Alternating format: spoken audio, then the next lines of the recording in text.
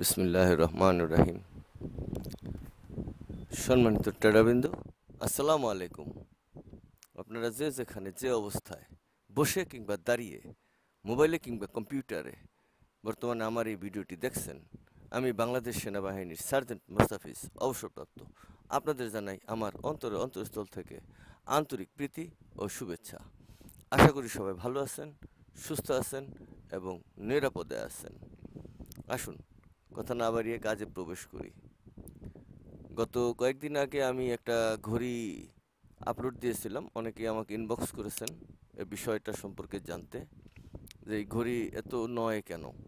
এই আসলে এত নয় কেন, এই নয়ের ফ্যাক্টরটা এর আগে তো আমি আপনাদেরকে বেশ কয়েকবার বলেছি। নয় হইল একটা ডিজিটাল সংখ্যা যা সম্পূর্ণ সংখ্যাকে নিয়ন্ত্রণ করে।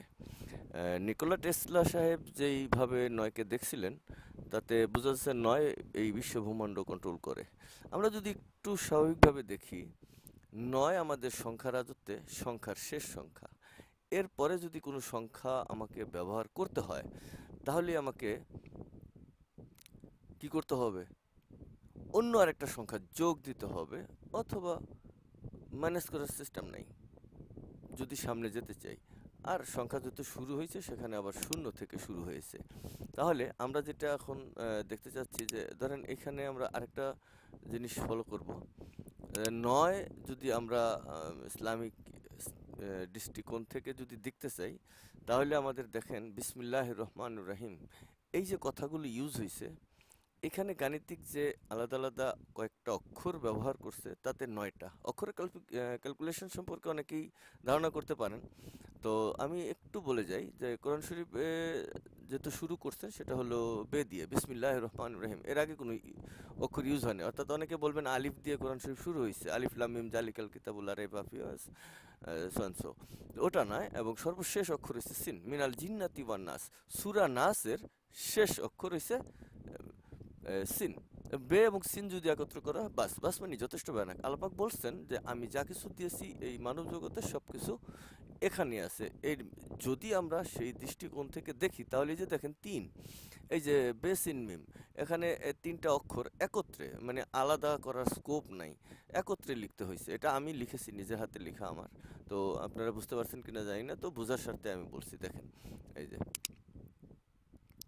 এই যে এখন দেখেন এই যে বেসিন মিম, তাহলে বেসিন মিম যদি হয়, একটু এখানে আসি, আমরা দেখি এই যে, এই যে তিনটা অক্ষর, এই এখান থেকে এ পর্যন্ত, এই যে এই তিনটা অক্ষর, তাহলে এই তিন অক্ষরের মহিমা কি? এই যে আল্লাহু, এই যে আলিফটা আলাদা আছে, আর এই দুইটা এখানে তিনটা অক্ষর, এক দুই তিন, এইখানে এক, এই তিনের মহিমা যদি বুঝতে যাই, আল্লাহ এখান থেকে স্পষ্টলি ডিক্লার করতে চাচ্ছেন যে তিনটা ফিগার যেহেতু এখানে শুরু হয়েছে, পৃথিবীতে যত গুরুত্বপূর্ণ বস্তু আছে সেগুলোর নামকরণ তিন অক্ষরেই হবে, হয়েছে, হবে। আরও ভবিষ্যতে যদি কোনো কিছু এরকম হয়, তাহলে তিন অক্ষরে হতে হবে। আমি একটু উদাহরণ হিসেবে আপনাকে বুঝিয়ে যেতে চাই।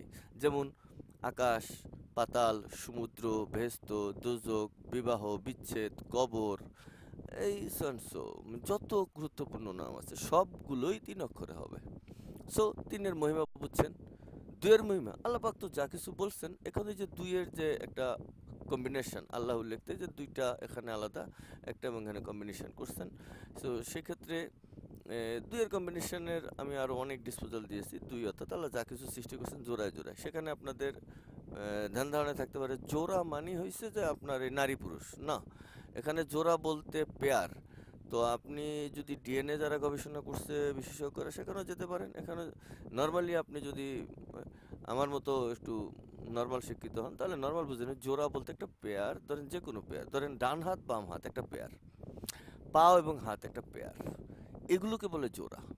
আপনি জোড়া দেখেন ২, ৪, ৬, ৮, এগুলো যেমন জোড়ায় আছে না, আবার যেমন আবার বেজোড় আছে। তো ডান হাত বাম হাত এটা যদি জোড়া হয়, তাহলে যোগ এবং বিয়োগ এটাও জোড়ার একটা খেলা, পূরণ এবং ভাগ। হ্যাঁ, তো এখানে জোড়া আছে।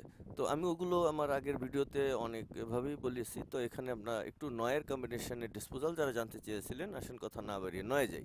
তাহলে দেখেন বেস ইন মিম, এখানে একটা ফিগার ব্যবহার হয়েছে, ধরেন এক, এখানে আমি বাংলায় এক লিখলাম, এই যে ধরেন এক। হ্যাঁ, এখানে দেখেন আলিফ, শুধু আলিফটা, এই আলিফটা, তাহলে এইটা হইলো কত? এটা ধরেন ২। এই যে দেখেন এই যে লাহু, এই যে এই ফিগারটা কত, এটা ধরেন 3, তারপরে এই আরেকটা আলিফ এখানে, এই যে এখানে একটা, এইটা আলিফ, এটা কত, এটা হইছে 4, এই যে 4। আচ্ছা, তারপরে এই যে এখানে একটা হক্কর, ঠিক আছে, রাহ, এই যে আলিফ দিয়ে, তাহলে এটা কত নম্বর, এটা হইছে এই যে 5 নম্বর, এই 5। এই যে হে মিম নুন, এইখানে এটা কত নম্বর, এটা হইছে 6 নম্বর। এই যে আলিফ একটা আছে, দেখেন এখানে একটা আলিফ আছে, জাস্ট 1, এটা কত নম্বর, এই যে 7 নম্বর। এই যে রে, এই যে রাহমানের, এইখানে একটা দুইটা মিলে কম্বিনেশন হয়েছে, এটা কত, 8 নম্বর। আর এই যে হে ইয়া মিম, এই যে এটা কত নম্বর, 9। অর্থাৎ আমরা গাণিতিক যে কম্বিনেশনটা এখানে আল্লাহ আমাদের দেখাইলেন, তাহলে আমরা এখানে দেখলাম, আপনাদেরকে দেখানোর জন্য আল্লাহ আমাকে তৌফিক দিয়েছেন, আলহামদুলিল্লাহ, দেখাইতে পারলাম যে এখানে কম্বিনেশনটা হয়েছে 9-এর মধ্যে সীমাবদ্ধ রাখছে। যদিও কাকতালীয় আপনারা মনে করতে পারেন, সো এটা আপনার ব্যক্তিগত ব্যাপার, আমি জাস্ট বললাম। তো আসেন এখানে দেখলাম এইটা। এখন আসেন আমরা যদি 9-এর কম্বিনেশন সম্পর্কে জানতে চাই, এই যে 9, এইখানে যাদের মানে ফ্যাকরা ছিল, আমার এটা ক্যালকুলেটর ইউজ করি আমরা বোঝার জন্য। প্রথমে আমরা যদি আসি, আমরা এটাকেও একটু কোড করে নিই। এই যে দেখেন কম্পিউটারে আমি যে কোড করে দিলাম। এখন দেখেন আমরা যদি এখানে আসি, তো আমরা এই জায়গাটা দেখব, এই যে এইখানে কত নম্বর, এত 9 কে। আমাকে একজনে বলছেন, আমার একটা স্টুডেন্ট আছেন, উনিও ইঞ্জিনিয়ার সাহেব, তো স্যার বলছেন যে এত 9 কেন ভাই, বুঝলাম না, এখানে 12 থাকবে, ওখানে 6, এখানে টাইমিং বুঝবো কিভাবে। আসেন আমি আপনাদেরকে টাইমিং দেখাচ্ছি 9-এর কেরামতি। এখন দেখেন এখানে আছে কত, 99 প্লাস 9, আপনারা দেখেন এই যে 99 প্লাস 9 কত হয়েছে, 108 ভাগ 9, কত হয়েছে, 12। তার মানে এইখানে যে ফিগারটা বসবে এটা হচ্ছে এই 12। ক্লিয়ার? ওকে, ডান। এইটা কত, এইটা কত, তাহলে আর আমাকে মনে হয় বলতে হবে না, 9 ভাগ 9 কত হয়েছে, 1। তার মানে এখানে একটা বাজবে, হ্যাঁ, 1। এটা কত, তাহলে এটা কত, এটা কত, এটা কত, এটা দেখেন 9 যোগ 9 সমান সমান কত, 18 ভাগ কত, 9। তার মানে এটা কত, 2। এই যে 2, এই যে পরিষ্কার। এখন এই যে এখানে 9, এই যে এখানে এই যে 9-এর গুদাম, এখানে কেন এতগুলো 9 ইউজ করতে হয়েছে, কেন, কারণ আমি পরে ব্যাখ্যা করে দেব। তো এখানে আমরা এর ক্যালকুলেশনটাকে বুঝে নিই। 99 প্লাস 9 সমান সমান 108, আর ভাগ দিতে হয়েছে কত, 1 2 3 4, তাহলে 4টা 9 যদি যোগ করি, 4 9 36 ভাগ 36 সমান সমান 3 হয় ফলাফল। তার মানে এই জায়গাটার অ্যান্সার হয়েছে 3টা বাজবে। তাহলে এখানে কত, এই যে এখানে কত, তাহলে এখন দেখেন এখানে 9 ইন্টু 9 মাইনাস 9, তাহলে কত হয়েছে, 72। এখন ভাগ দিতে হবে 18 দিয়া, ভাগ 18 দিয়া কত হয়েছে, 4 আসছে এখানে, এই যে 4। তার মানে এখানে আসলে ঘড়িকাটা 4টা বাজে। তাহলে এখানে পাস হবে কিভাবে আমরা একটু দেখি অটোমেটিক্যালি। তাহলে এই যে 99 মাইনাস 9, আর ভাগ হয়েছে কত, 9 যোগ 9 মানে 18, ভাগ 18 কত হয়েছে, 5 হয়েছে। আপনারা ক্যালকুলেটর ইউজ করে দেখতে পারেন, আমি ক্যালকুলেটর টিপে আপনাদের দেখাচ্ছি। তাহলে এইখানে যদি হয় এটা কত হবে, 6। আচ্ছা, এখন আসেন, কারণ একটু 6 আমরা পরে যাচ্ছি, আমার মিটিংয়ের লিঙ্কটা শেষ হয়ে গেছে। ওকে, এখন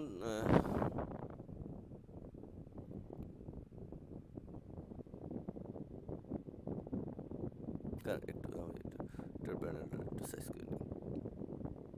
ওকে,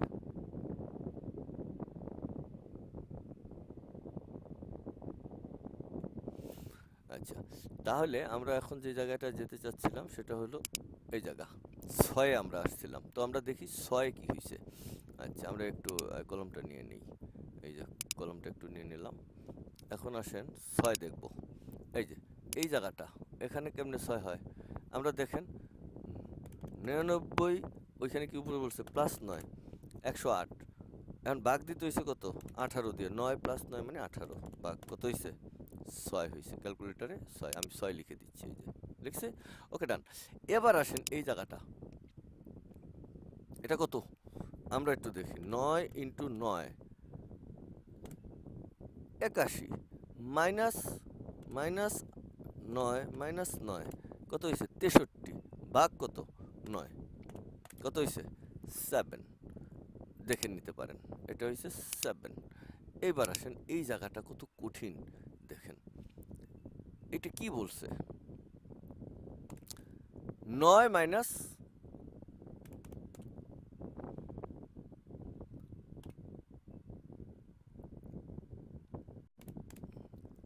8 এই যে 8 এই যে 9 কিভাবে 8 হইলো এখন আবার আরেকজনে প্যাপা করবেন 9 মাইনাস এই যে এটারে ভাগ দিলে কত হয় 9 একে 9 1 তাহলে 9 মাইনাস 1 সমান সমান 8 পরিষ্কার। এই যে 9 এবার এ নিজেই রাজত্ব করবে ইন্ডিভিজুয়ালি রাজত্ব করবে ঠিক 9টাই সে রাজত্ব করবে তার রাজত্বের সীমারেখা ওই জায়গায়।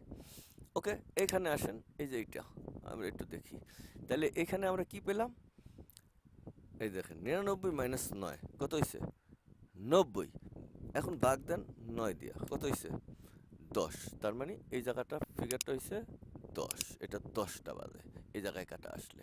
ওকে এইটা কত তাহলে আমরা একটু এখানে দেখি 99 এখন ভাগ কইছে কত দিয়া ভাগ কইছে 9 দিয়া কত হয়েছে নিজ দায়িত্বে 11 হয়ে গেছে দেখেন 11। আর এইখানে এই যে এটা 12 তো আমরা প্রথমেই বুঝে নিছি দেখেন আবারও 9 প্লাস 9 ভাগ 9 কত হয়েছে 12। তাহলে এই যে আমরা যে সংখ্যার রাজত্ব করলাম এই সংখ্যার ক্যালকুলেশনের রাজত্ব আমি আপনাদেরকে এখানে হাতে কলমে দেখিয়ে দিলাম। এতে আপনাদের কারো কোনো সন্দেহ আছে বলে আমি মনে করি না এখনো পর্যন্ত। যাই হোক যদি কারো কোনো সন্দেহ থাকে তাহলে আমি আশা করি আপনারা আমার কমেন্ট সেকশনে আপনাদের সন্দেহগুলো জানাবেন। এখানে সন্দেহ করার কিছু নেই আমি কিন্তু 9-এর একটা মানে জাদুকরি কৌশল দেখালাম। এখন বলবেন এটা কেন হ্যাঁ ফরেক্সে কি কাজে লাগে ফরেক্সে কাজে লাগে কি লাগে না তা আমি আমার আগের অনেক ভিডিওতে ইন ডিটেলসে আমি দেখিয়েছি এবং বুঝিয়েছি। ইনশাল্লাহ এটা অনেক কাজে লাগে। আচ্ছা কমেন্ট যে আপনি এখন কি করছেন আমার গবেষণা প্রায় ইনশাল্লাহ শেষ পর্যায়ে।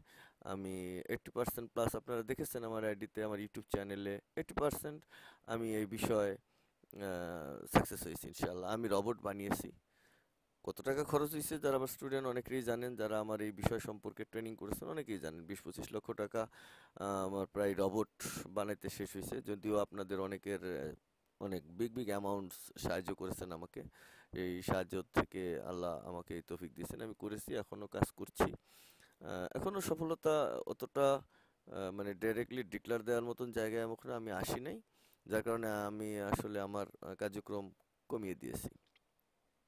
ইনশাআল্লাহ আপনাদের দোয়া থাকলে আমি সামনে আমার কার্যক্রমে আমি আসব আপনাদেরকে দেখাবো এবং আমি অবশ্যই আপনাদেরকে মানে আমার সিগন্যালসের ডিজাইন সব কিছু আমি ফাইনাল হইলে একেবারে ডিটেলসে আমি একটা ব্রিফ দেব।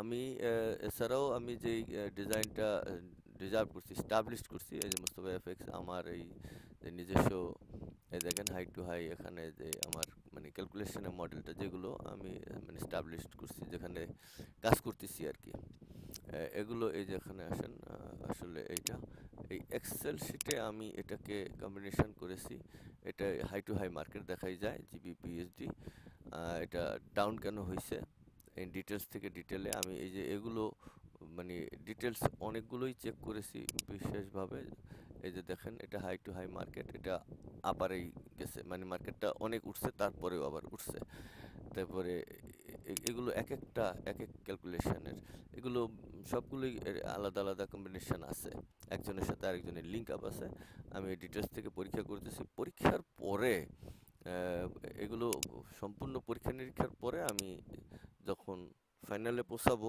আরও নিখুঁতভাবে তখন আমি আপনাদেরকে এই বিষয়টা আরও ডিটেলসে বুঝিয়ে দেব। এর আগে আমি অনেকগুলো ভিডিও করেছি আপনাদেরকে বুঝিয়েছি ইনশাআল্লাহ আপনারা দেখেছেন। তো এখন ওইভাবে দেখাইতে পারছি না, এই কারণে যে আমি আসলে ওভার কনফার্ম না। আর এক্সেল শিট সম্পর্কে তো আর আপনাদের ব্রিফিং দেওয়ার কিছু নেই। এক্সেলে আমি তো এক্সেলে অনেক কাঁচা ছিলাম, এখন মোটামুটি একটু পাকা হয়েছি, যথেষ্টই পাকা হয়েছি এই বিষয়ে।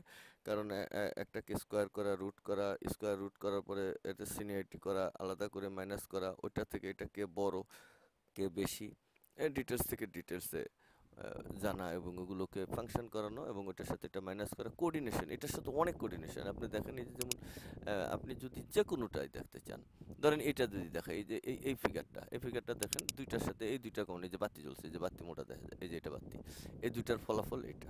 ওকে, এখন এখানে সবগুলোই আলাদা আলাদা এরকম কোডিং আছে যে যার মতো করে এখানে এই যে এটার ফয়সালাটা কি, এই মানে এই গ্যাপগুলো, এই দুইটাই, যে এটা প্লাস ফলাফল, এটা মাইনাস ফলাফল, এদের এটা মাইনাস, এখান থেকে দেখা যায় এটা এবং এটা, এদের মাইনাস ফলাফল এটা, এটার সাথে আবার এই যে এটার সাথে এটা, মানে মানে ড্রাফট দেখলে বোঝা যায় যে কে কার সাথে লিঙ্ক আপ হয়েছে, কে কার সাথে মাইনাস বা প্লাস হয়েছে, অটোমেটিক বোঝা যায়। আর এই লিঙ্ক আপগুলো এখানে এরকম ভাবেই করা, যে আপনারা দেখতে পাচ্ছেন কে কার সাথে কেমনে। তো এই আসলে এগুলো, যেমন এটা যদি দেখেন, এটা এই উপরে হাই টু হাই এর ডিফারেন্স কত, 24-98, এই যে এটা দেখেন, এই যে এটা, এই দুইজনের ফলাফল, এটা মাইনাস ফলাফল, এটা থেকে এটা মাইনাস করলে এত হয়েছে, তো এটা। আর এটাও এই যে এদের মাইনাস ফলাফল, এই যে লো টু লো, এই যে এটা মার্কেটের লো পয়েন্টস, এটা লো পয়েন্টস। আর এই ভদ্রলোক হচ্ছে এই দুইজন, এই যে এইজন আর এইজন, এই দুইজনের মাইনাস ফলাফল। হ্যাঁ, এইভাবে আমি এগুলো আস্তে আস্তে দেখতেছি, খুব সুন্দরভাবে দেখার চেষ্টা করছি। তো সুন্দরভাবে দেখার চেষ্টা করতেছি আপনাদেরকে। পরবর্তীতে আবার সময় হলে ইনশাআল্লাহ আমি ভালোভাবে এই বিষয়টা ব্রিফিং করব। আপাতত আজকে এ পর্যন্তই। সবাই ভালো থাকবেন, সুস্থ থাকবেন এবং নিরাপদে থাকবেন। আসসালামু আলাইকুম।